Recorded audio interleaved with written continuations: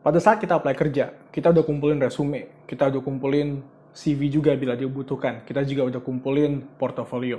Tapi ternyata terlepas dari itu semua, ada 3 hal yang umumnya kita lalai lakukan. Ketiga hal itu adalah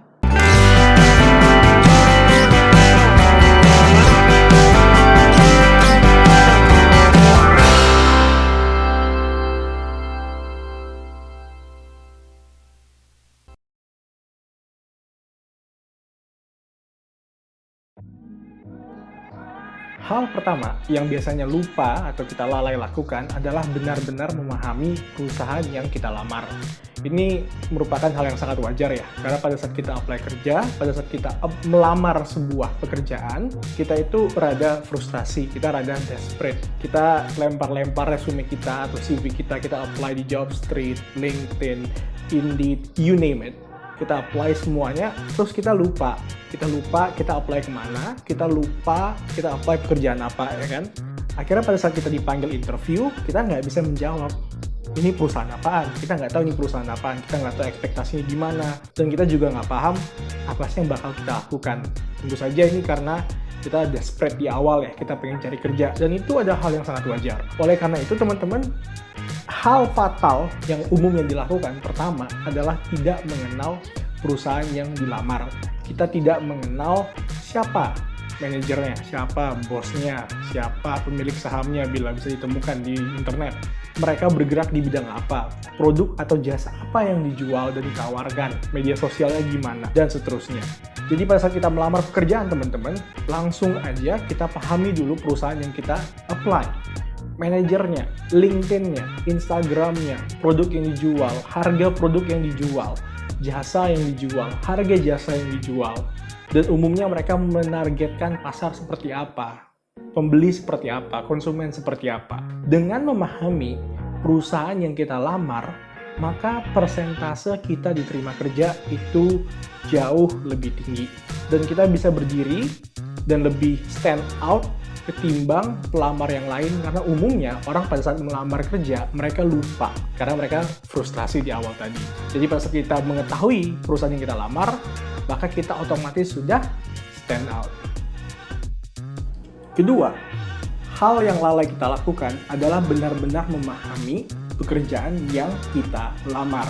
Sama seperti di awal tadi ya, karena kita lempar-lempar resume, kita lempar-lempar CV, kita lempar-lempar portofolio kita lupa untuk memahami, kita lalai untuk memahami pekerjaan yang kita apply. Apakah itu business analyst, apakah itu product manager, apakah itu project manager, requirement-nya seperti apa, kebutuhannya seperti apa, tanggung jawabnya seperti apa. Itu kan biasa ada di bagian job description, teman-teman. Nah, cara untuk menanggulanginya, teman-teman bisa lihat dulu. Misalnya teman-teman apply sebagai project manager ya. Maka teman-teman bisa ngeliat di Google, project manager itu tanggung jawabnya apa, perannya gimana, daily life-nya seperti apa. Sehingga teman-teman bisa memiliki ekspektasi yang lebih sehat, dan teman-teman juga bisa menjawab pertanyaan interviewer atau pewawancara dengan lebih baik. Saat misalnya ditanya, jelaskan project manager atau manajemen project yang pernah Anda lakukan. Maka teman-teman udah bisa menjawab, misalnya saya menggunakan software seperti Trello, saya menggunakan software seperti Asana untuk menyusun project, untuk menyusun peta penanggung jawab dari setiap komponen projectnya. Karena teman-teman udah mengenal dong projectnya, karena teman-teman udah riset. Oleh karena itu, hal kedua yang teman-teman harus pahami adalah benar-benar memahami pekerjaan yang di-apply, pekerjaan yang dilamar. Dengan begitu, teman-teman tidak hanya stand out dari segi perusahaan, karena teman-teman udah memahami perusahaan yang di-apply, tapi teman-teman juga memahami pekerjaan yang bakal dilakukan, tanggung jawab yang bakal diberikan perusahaan kepada teman-teman. Dengan begitu, teman-teman bisa lebih menarik di mata interviewer, dan teman-teman juga bisa lebih meyakinkan user atau orang terakhir yang bakal bekerja dengan Anda. Makanya disebut user kan. Mereka adalah orang-orang yang akan bekerja dengan Anda, dan pada saat mereka yakin dengan kemampuan Anda, dengan pengetahuan Anda, atau mereka yakin Anda memiliki potensial sebagai katakan project manager, akan lebih tinggi potensi teman-teman untuk diterima sebagai project manager. Yang ketiga adalah tidak follow up interviewer. Ini hal yang wajar juga dilakukan, karena pada saat kita udah apply, pada saat kita udah interview, pada saat kita udah ngelakuin studi kasus dan seterusnya, kita berasumsi interviewer atau tim recruiternya yang akan memberikan kabar kepada kita. Itu adalah asumsi biasa dan itu adalah asumsi yang cukup wajar.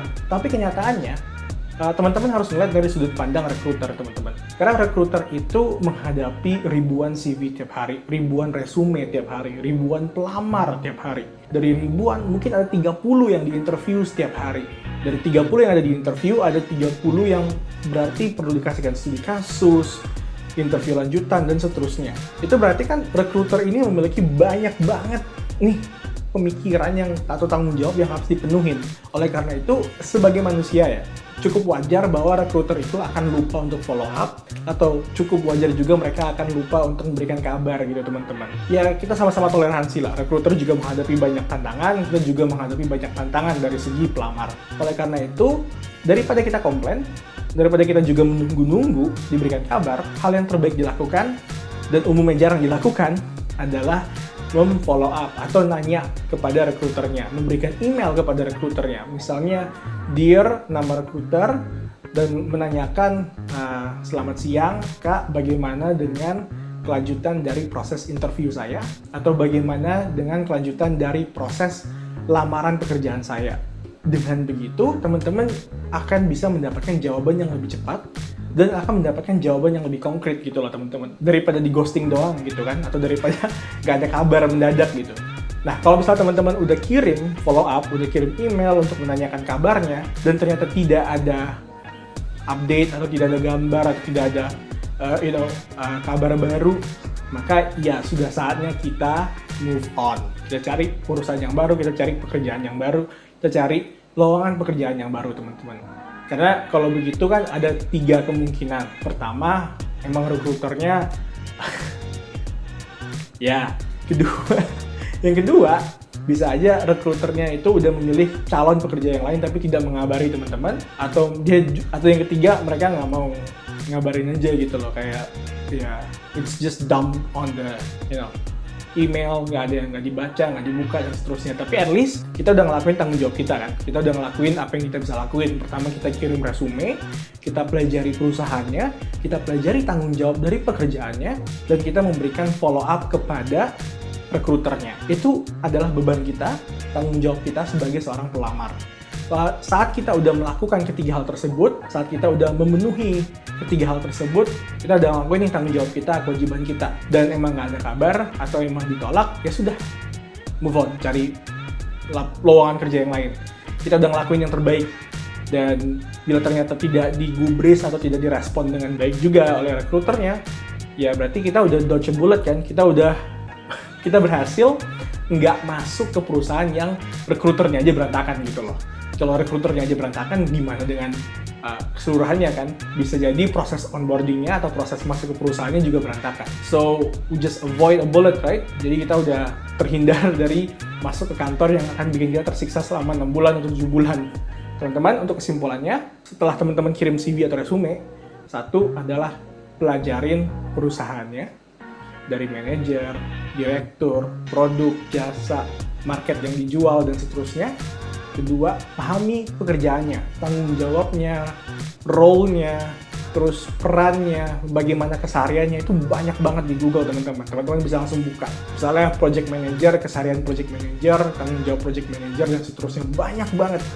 Dan yang ketiga, follow up. Tanya lagi, email lagi rekruternya untuk mendapatkan kabar. Nah, sampai sini teman-teman, semoga ngebantu teman-teman untuk mencari kerja. Semoga teman-teman juga diterima kerja di tempat yang cocok dengan teman-teman yang klop. Karena kerja doang nggak hanya sebatas duit. Kalau kita masuk ke kantor dan cuma dapat duit doang dan semuanya nggak enak, selain dapat duitnya aja, kita biasanya langsung keluar gitu, cepat banget keluar dari perusahaan, cepat banget resign. Itu ada hal yang wajar.